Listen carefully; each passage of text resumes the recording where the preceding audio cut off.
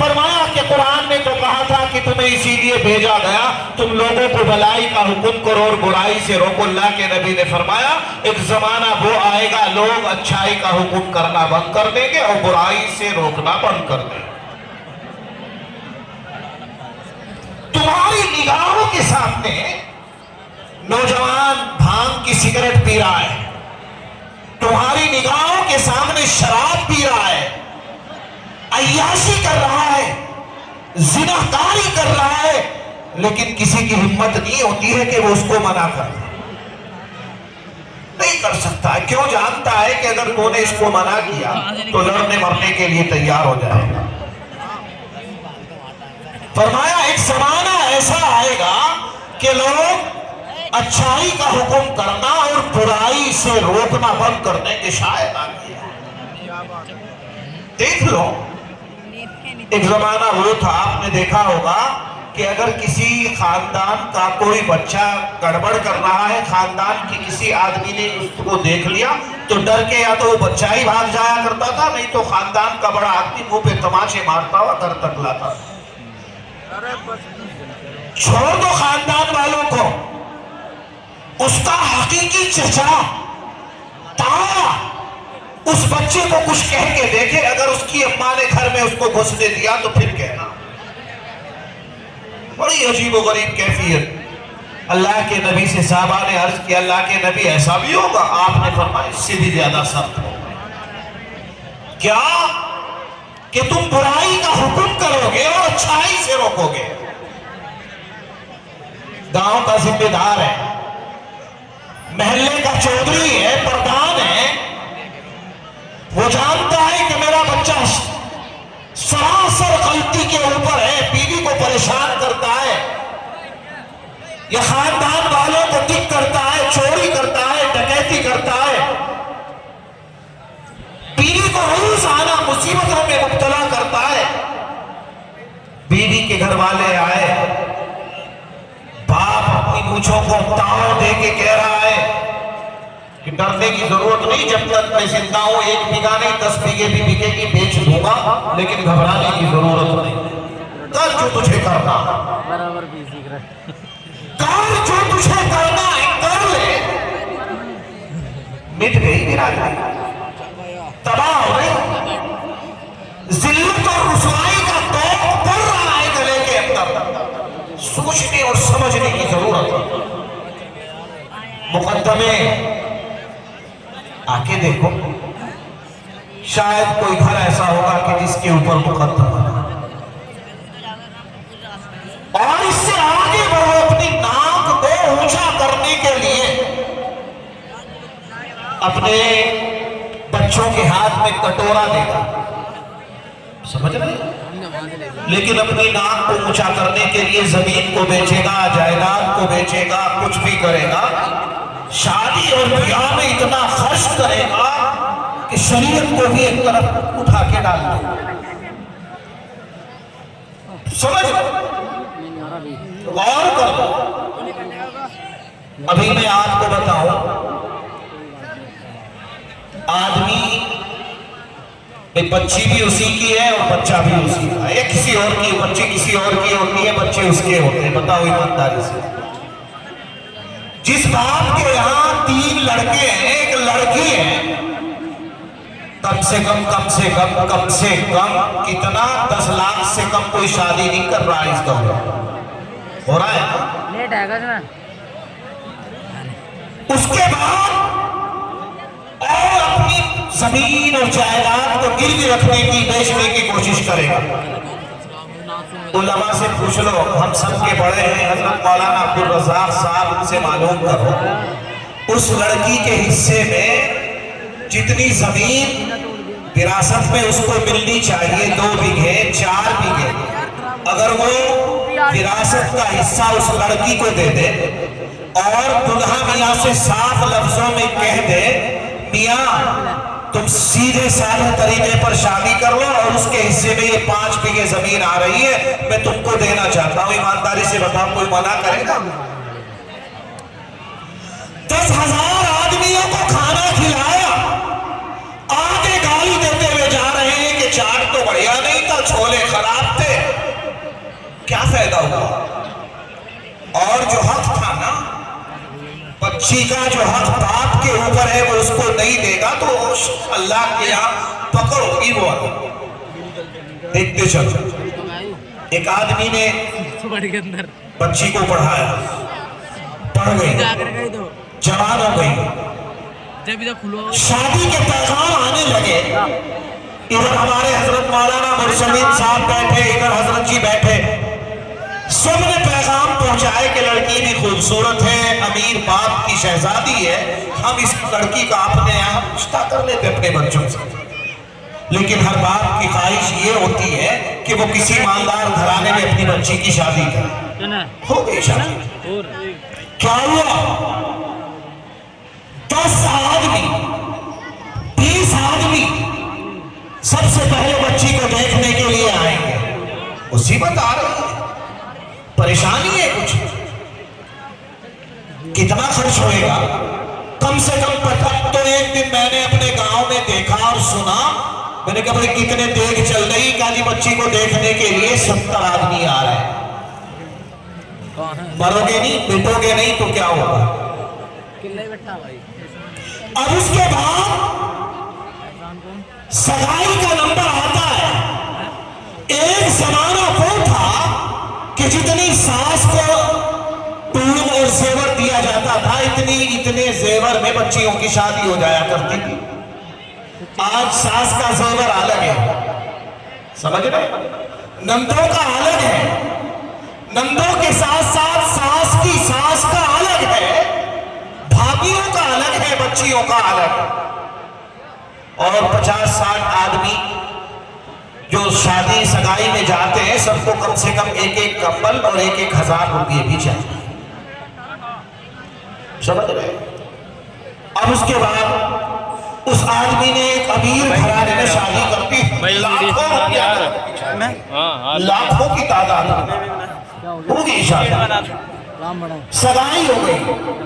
اب سگائی کے بعد میں نمبر آتا ہے، ایک زمانہ وہ تھا آپ کے یہاں بھی ہمارے یہاں بھی گھیروں کے اندر شادیاں ہو جایا کرتی تھی۔ اب تو 1 لاکھ اور 1.5 لاکھ میں بارات گھر تیار کرائے جاتے ہیں۔ اس نے بھی بیچارے نے سب جب اب اس کے بعد چٹھی دینے کا نمبر آیا، 20-30-50 آدمی چٹھی لینے کے لیے آ رہے ہیں۔ بتائیے چٹھی میں کتنا وزن ہے، اس کو ٹرک میں رکھے لائیں گے وہ 20 آدمی، ایک آدمی اس کو اپنے کندھے پہ لائے گا۔ تباہی اور بربادی کی طرف نہیں جا رہے ہو تو کیا ہوگا؟ اب کیا ہوا؟ چٹھی بھی آ گئی۔ پھر بڑے معتبر ذرائع سے معلوم ہوا کہ جس بچے کے ساتھ میں ہم نے اپنی لڑکی کا رشتہ طے کیا ہے وہ تو شراب پیتا ہے، وہ تو عیاشی کرتا ہے، وہ تو زناکاری میں ملوث رہتا ہے۔ بابا پریشان ہو گئے۔ ایک طرف تو مسئلہ یہ ہے کہ کئی لاکھ روپے نقد سگائی میں دیے، زیور دیا، سب کے کپڑے دیے، سب کو 1,000 روپے دیے، کمبل دیے، اور جب چٹھی کا نمبر آیا اس پہ بہت سارا خرچ کیا۔ اب اگر ہم اس رشتے کو ہٹائیں تو مسئلہ یہ ہے کہ ہمیں کچھ بھی نہیں ملے گا، سب ہضم کر جائیں گے۔ اور اگر اس بچی کا رشتہ اس شراب پینے والے سے، اس چوری کرنے والے سے، اس ڈکیتی کرنے والے سے، اس عیاشی کرنے والے سے، اس کھرنجے اور نالی اور چائے کی دکان پر بیٹھنے والے سے رشتہ کیا جائے تو اس بچی کی پوری زندگی تباہ اور برباد ہو کے رہ جائے کہ سمجھ میں نہیں آ رہا کیا کرے۔ باپ پریشان ہے، باپ پریشان ہے، رو رہے۔ بچی سمجھ گئی، پوچھا ابا کیا ہوا؟ کہا بیٹی کچھ نہیں۔ ایک دن اپنی امی کو پکڑ لی، اماں ادھر آؤ، آپ کا چہرہ بتلا رہا ہے کہ آپ غمگین ہو، آپ پریشان ہو، آپ مصیبت میں مبتلا ہو۔ میری ماں اور میری بہنوں غور سے کان کھول کے سن لو۔ وہ بچی ماں کو پکڑ کے کہہ رہی کا، ماں کہتی ہے بیٹی تجھے غم اٹھانے کی ضرورت نہیں ہے، غموں کو برداشت کرنے کے لیے تیری ماں بھی زندہ ہے۔ اور میری لاڈلی بیٹی تجھے الجھنوں میں الجھنے کی ضرورت نہیں ہے،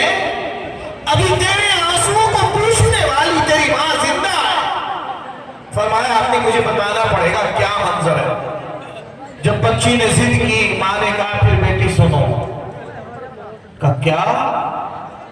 کہ جس بچے سے تمہارا رشتہ طے کیا ہے وہ شراب ہے، اور تاجدار مدینہ کا فرمان ہے کہ شراب جو ہے وہ تمام برائیوں کی جڑ ہے، وہ بچہ چوری نہیں کرتا ہے، وہ گندی اور آوارہ پھرنے والی عورتوں کے چکر لگاتا ہے۔ اب ہماری سمجھ میں نہیں آ رہا کہ ہم اس رشتے کو باقی رکھیں یا ہٹائیں۔ اگر رشتے کو ہٹاتے ہیں تو لاکھوں روپیے کا سامان، لاکھوں روپیے کی نقدی ہماری ضائع ہو جائے گی، وہ ظالم آدمی ہمیں کچھ بھی نہیں دیں گے، اور اگر آپ کا رشتہ اس گھر میں طے کر دیا جائے تو پھر آپ کی زندگی تباہ ہو جائے گی۔ لڑکی پڑھی لکھی تھی، حضرت مولانا عبدالرزاق صاحب دعوت برکاتہم سے اس نے قرآن اور حدیث کو سیکھا تھا، اللہ کی ذات پر کامل اعتماد اور یقین تھا۔ عرض کرنے لگی اماں آپ کو گھبرانے اور پریشان ہونے کی ضرورت نہیں، اللہ نے میری قسمت میں جو رشتہ لکھا تھا وہ طے ہو گیا ہے، میرا رشتہ وہی ہوگا، گھبراؤ نہیں۔ کہا نہیں بیٹی تمہاری زندگی کا سوال ہے، کہا کچھ بھی ہو رشتہ وہی ہوگا۔ چلو بارات آنے کا وقت تیار ہو گیا، لڑکی کو دلہن بنایا جانے لگا۔ جب لڑکی دلہن بن کے تیار ہو گئی، اماں کو بلایا، اماں ادھر آؤ۔ کب جی بیٹی؟ کہا دیکھو آپ نے مجھے قرآن پڑھایا، آپ نے مجھے رسول اللہ کا فرمان پڑھایا، اور آج تک آپ نے میرے جسم کے اندر حرام روزی کو نہیں پہنچایا، اب آپ مجھے ایسے گھر میں پہنچا رہی ہو، ایسے خاندان میں بھیج رہی ہو جن کی زندگی کا دار و مدار حرام کے اوپر ہے۔ اس لیے میری خواہش اور میری تمنا یہ ہے، میں یہ چاہتی ہوں کہ آج کے بعد بھی کوئی حرام لقمہ ہمارے جسم کے اندر نہ جائے۔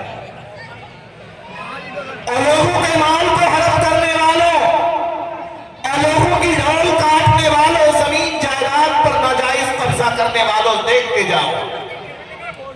کہا پھر بیٹی کیا کروں؟ وہاں تو تمہیں رہنا پڑے گا، کھانا پڑے گا، کہ کام کرو۔ کہا کیا؟ کہ اللہ کے واسطے کاغذ میں لپیٹ کے جتنے دن مجھے سسرال میں ٹھہرانے کا ارادہ ہو، اتنی روٹیاں کاغذ میں لپیٹ کے آہستہ سے میرے پرس میں ڈال دو، تاکہ روزانہ اور میری اماں میں ایک روٹی اٹھاؤں، اس کو کھاؤں، پانی پیوں، زندگی گزار کے واپس چلی آؤں۔ ماں نے بیٹی کی نصیحت پر عمل کیا، روٹی اس کے بیگ میں ڈالی، دلہن بن کے چلی گئی۔ جیسے ہی دلہا میاں کی گاڑی دروازے پہ جا کے روکی، آپ نے بھی دیکھا ہوگا، نہیں دیکھا تو اب دیکھ لینا، ہزاروں سینکڑوں گلیوں میں پھرنے والے گندی ذہنیت کے نوجوان اس گاڑی کے چاروں طرف آ کے کھڑے ہو جاتے ہیں۔ ہماری وہ مائیں، ہماری وہ بہنیں، ہماری وہ چچی، ہماری وہ دادی، نانی، پھوپھی، خالہ، آج تک جن کے روپٹوں کو بھی کسی نے نہیں دیکھا، دلہن کے شوق میں وہ بھی دروازے سے باہر آ کے راستے پہ کھڑی ہو جاتی ہے۔ ایک طرف گاؤں کے آوارہ لڑکے کھڑے ہوئے ان کے حسن کا نظارہ کر رہے ہیں، اور دوسری طرف ہماری وہ مائیں بہنیں کھڑی ہوئی۔ کیا ہوا؟ آپ کے یہاں بھی یہی ہے، ہمارے یہاں بھی عبداللہ میاں کی بہن چلتی ہے، کہ میں اس کو گاڑی سے اٹھا کے کندھے پہ بٹھا کے گھر تک لے کے جاؤں۔ جیسے ہی اس کو اٹھانے لگی، اس نے کہا بیٹی رکو،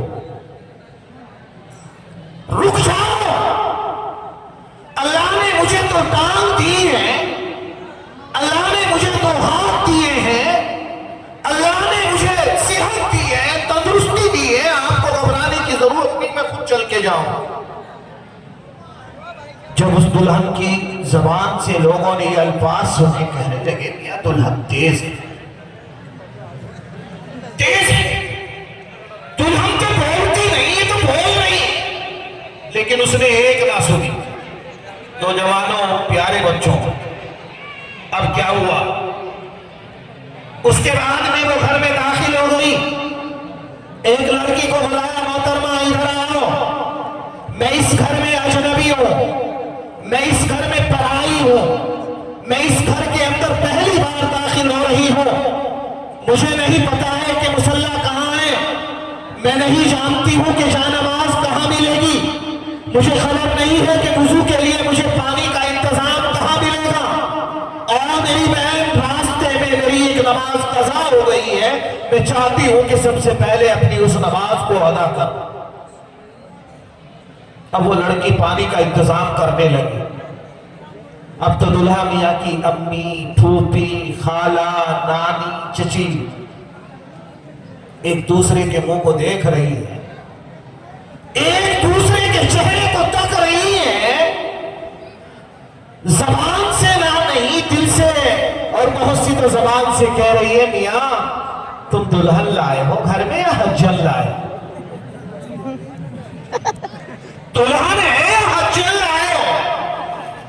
یہ تو ابھی سے نماز کی باتیں کرنے لگی، یہ تو ابھی سے قرآن کی باتیں کرنے لگی، یہ تو ابھی سے وضو کی باتیں کرنے لگی۔ اب تو وقت تھا یہ دلہن بن کے بیٹھتی، جو سنگار تھا وہ باقی رہتا، گاؤں کی عورتیں آتی، سمجھ رہے ہیں، اس کے چہرے کو دیکھ کے چلے، لیکن اس نے کسی کی پرواہ نہ کی، وضو کیا، نماز پڑھی۔ اب کھانے کا نمبر آیا،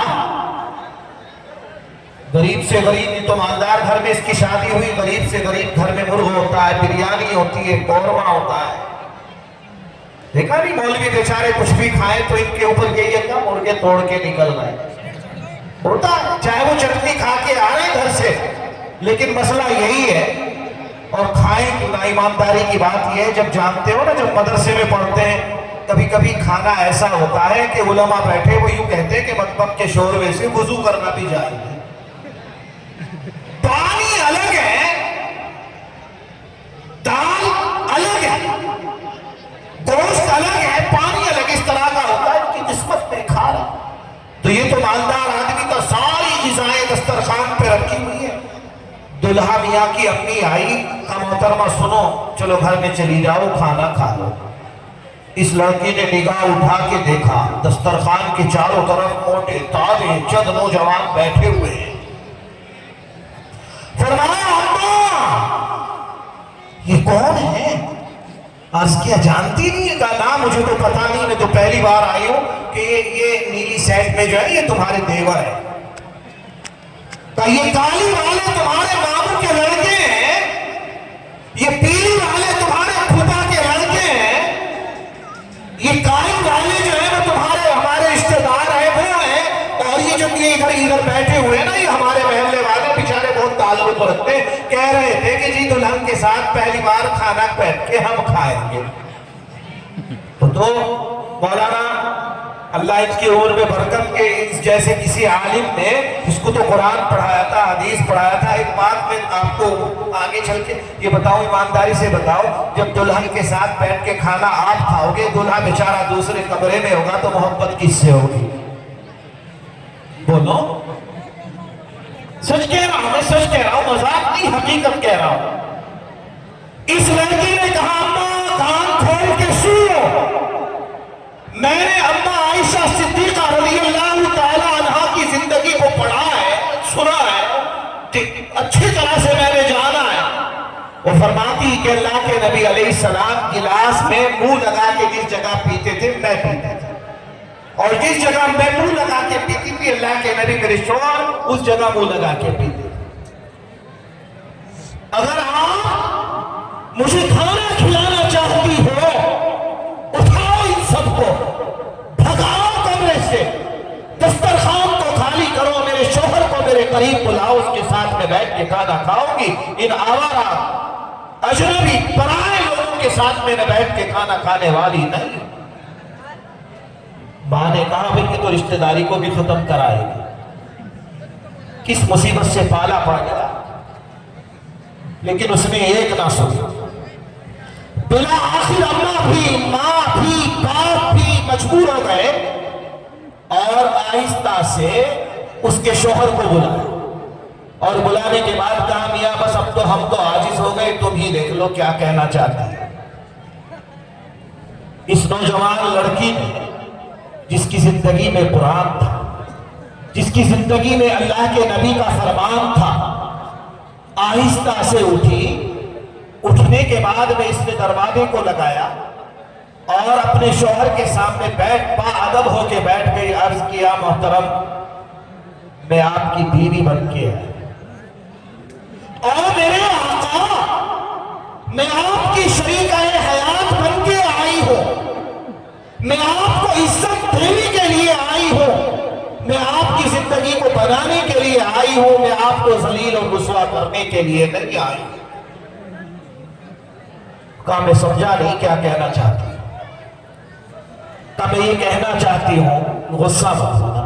کہا نہیں ہوگا کہ میں نے سنا ہے تمہاری زندگی کا دار و مدار حرام کی کمائی کے اوپر ہے، تم پیاز لیتے ہو، تم نے اپنے چچا کی زمین اور جائیداد پر ناجائز قبضہ کر رکھا ہے، تم نے فلاں کے پلاٹ پر قبضہ کیا ہے، تم نے فلاں کے مال کو دبایا ہے، اور میرے آقا اور میری زندگی کے ساتھی، خدا کی قسم اگر یہ حرام مال ہمارے پیٹ میں جائے گا، اس سے جو بچہ پیدا ہوگا اس کے اندر جو خون بنے گا وہ بھی حرام ہی ہوگا، اور ہماری نسلیں خراب سے خراب تر ہوتی چلی جائیں گی، اور میری زندگی میں آج تک حرام کا ایک لقمہ بھی داخل نہیں ہوا، تو میری خواہش اور میری تمنا ہے کہ آج کے بعد بھی کوئی حرام کا لقمہ میرے جسم میں نہ جائے، تاکہ میرے آقا تمہاری وہ نسل جو میرے سے وجود میں آئے، خدا کی قسم وہ چاند اور سورج کی طرح سے چمکے۔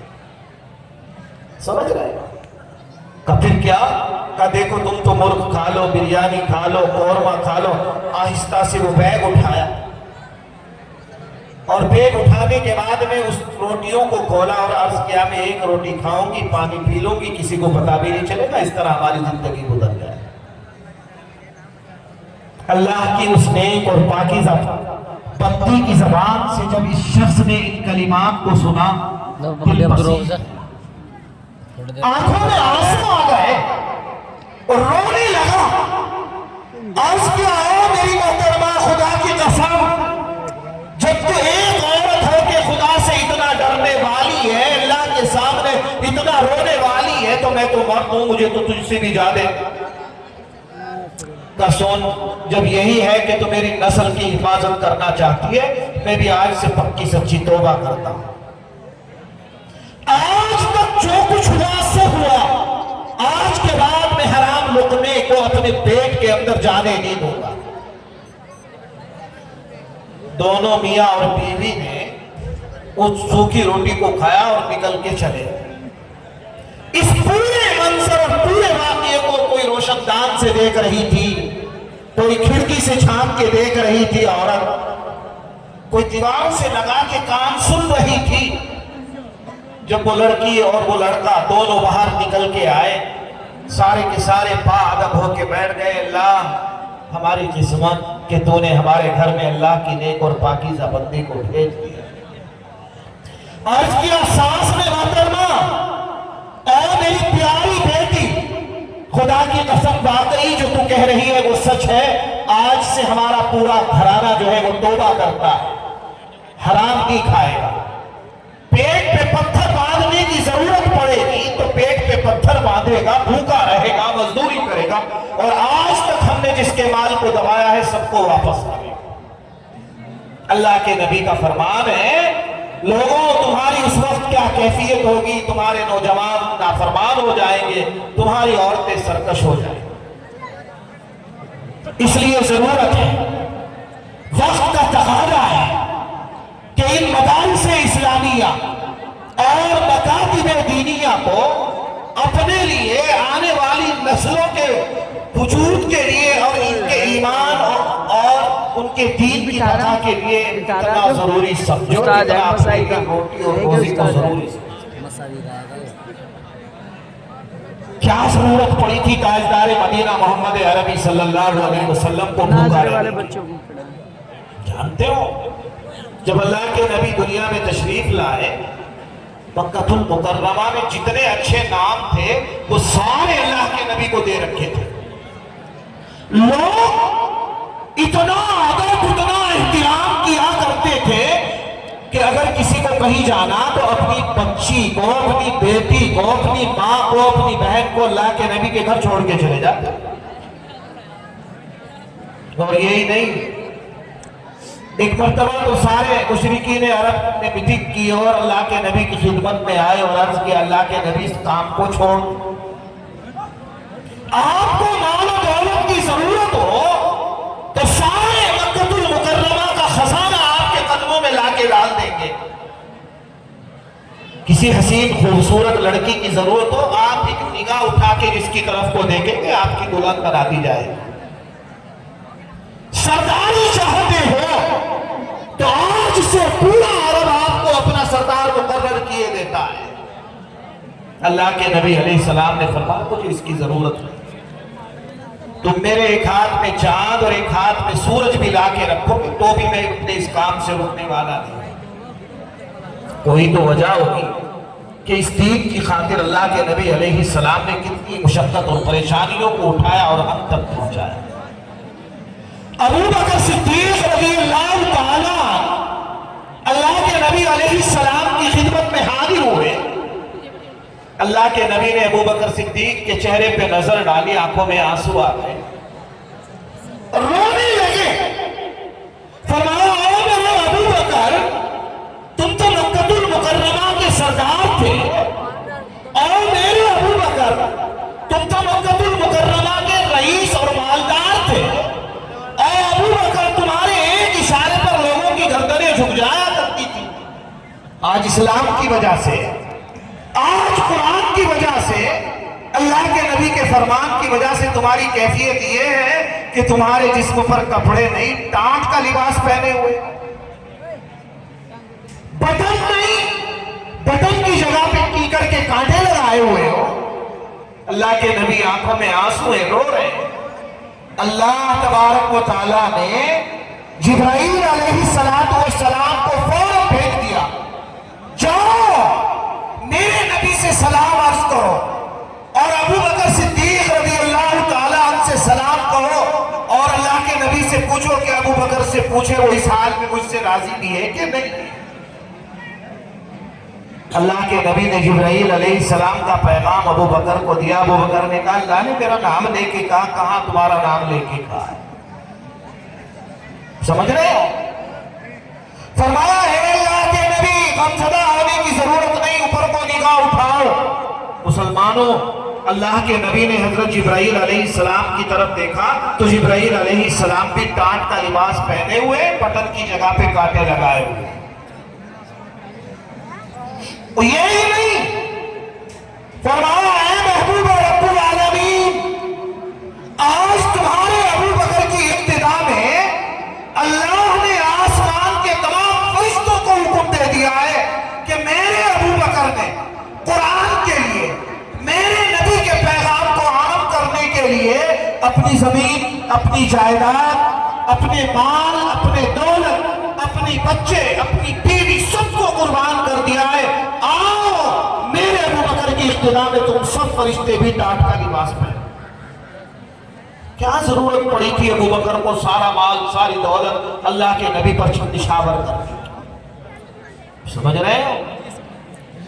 اگر ہم نے اسی طرح سے غفلت برتی، دین سے بے پرواہی اختیار کی، قرآن اور حدیث سے تعلق کو ختم کر ڈالا، تو یاد رکھو ایک دن وہ آنے والا ہے، تمہیں جنازے کی نماز پڑھانے والا، منبر اور کرسیوں پہ بیٹھ کے تقریر کرنے والا، جمعے میں خطبہ دینے والا، تمہارے بچوں کے کان میں اذان اور تکبیر پڑھنے والا شاید تمہیں نصیب ہوگا. اس لیے مسلمانوں، وقت کا تقاضا ہے، ان مدارس اسلامیہ اور ان مکاتب دینیہ سے جڑ جاؤ. اپنے بچوں کو بھیجو، بچیوں کو بھیجو، قرآن اور حدیث ان کی زندگیوں کے اندر لانے کی کوشش کرو. جب قرآن ان کی زندگیوں کے اندر آئے گا تو آنے والی نسلوں کے ایمان اور دین کی حفاظت ہو جائے. اور میں یوں ہی کہوں گا کہ فضول سمجھ کے بجھا دیا ہے تم نے جن چراغوں کو، فضول سمجھ کے بجھا دیا ہے تم نے جن چراغوں کو، قرآن سے جڑو، ان اللہ کے نیک اور پاکیزہ بندوں سے جڑو۔ یہ مدرسوں میں پڑھنے والے بچے جب تمہارے دروازے کے سامنے سے گزرے سینے سے لگاؤ، کھانا کھلاؤ، ناشتہ کراؤ، اللہ نے جو توفیق دی ہے ان کی جیب میں آہستہ سے ڈال دو۔ اللہ تمہاری نسلوں میں علماء اور صلحاء پیدا کرے، قرآن کے داعی پیدا کریں گے، قرآن کے ترجمان پیدا کریں گے۔ ورنہ تو یاد رکھو، اور اس طرف بھی توجہ دینے کی ضرورت ہے، جو آج فضول خرچی میں، شادی اور بیاہ میں نے اپنے گاؤں میں بھی کہا تھا اور آپ سے بھی کہہ کے جا رہا ہوں کہ جس کام کو ہم نہیں کر سکتے، ہماری قوت اور طاقت سے باہر ہے، وہ تو الگ چیز ہے، لیکن جو کر سکتے ہیں اسے تو کرنا چاہیے، نہیں کرنا چاہیے، ایمانداری سے بتاؤ۔ بولو، جن کو کام کرنے کی ہمت ہے ہاتھ اٹھا کے بتاؤ کہ ہم کریں گے، جو کرنے کے کام ہیں کریں گے ہاتھ اٹھا کے۔ کچھ لوگ تو کمبل میں لپٹے بیٹھے کہ ہمیں ضرورت ہے۔ دیکھو، اگر ہماری بچی کی شادی کا مسئلہ ہے پھر تو ہم یہ کام نہیں کر سکتے کہ بھئی ہم روک لیں گے، 50 آئیں، 100 آئیں، 200 آئیں، 1000 آئیں، ان کو مجبوری ہے۔ لوگ یوں کہیں گے کہ بیاہ لینے دینے کی وجہ سے گڑبڑ کر رہے ہیں۔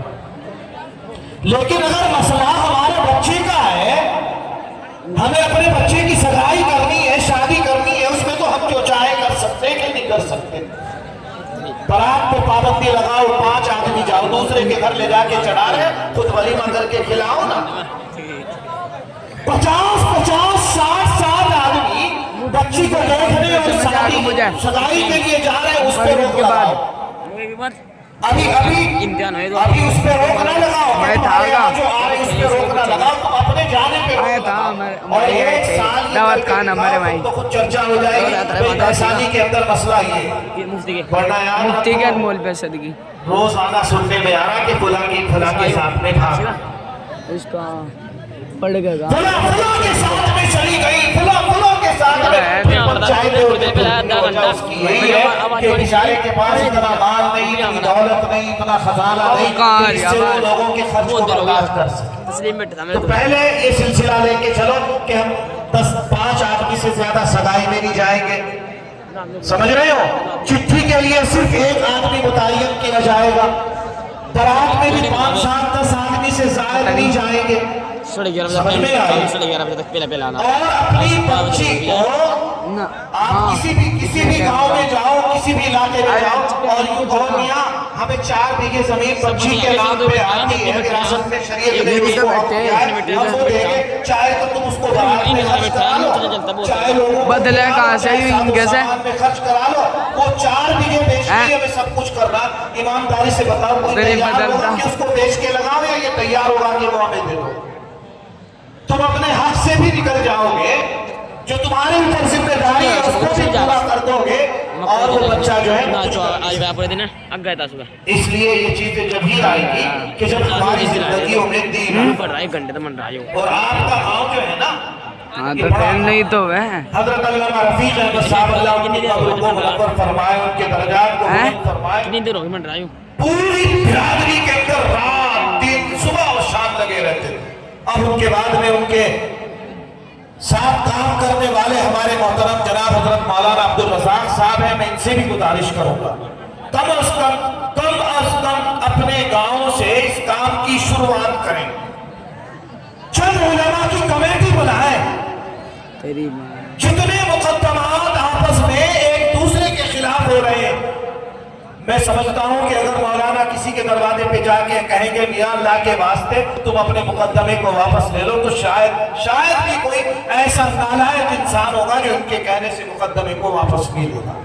ہر محلے کے علماء میں سے چند مخلص علماء کو ساتھ لیا جائے، مقدمات واپس کیے جائیں، اور شادی بیاہ میں جو حد سے زیادہ فضول خرچی چل رہی ہے اس پر کنٹرول کرنے کی ضرورت ہے، تاکہ ہماری وہ بچیاں جن کی زندگی گھر میں بیٹھے بیٹھے تباہ اور برباد ہو رہی ہیں یا غیروں کے ساتھ میں جا رہی ہیں، تاکہ ہماری وہ نسل جو ہے اپنے دین اور ایمان کو محفوظ رکھ سکے۔ آخر میں یہ کہہ کے کہ زمانہ آج بھی قرآن ہی سے فیض پائے، زمانہ آج بھی قرآن ہی سے فیض پائے گا، مٹے گی ظلمت شب اور سورج جگمگائے گا۔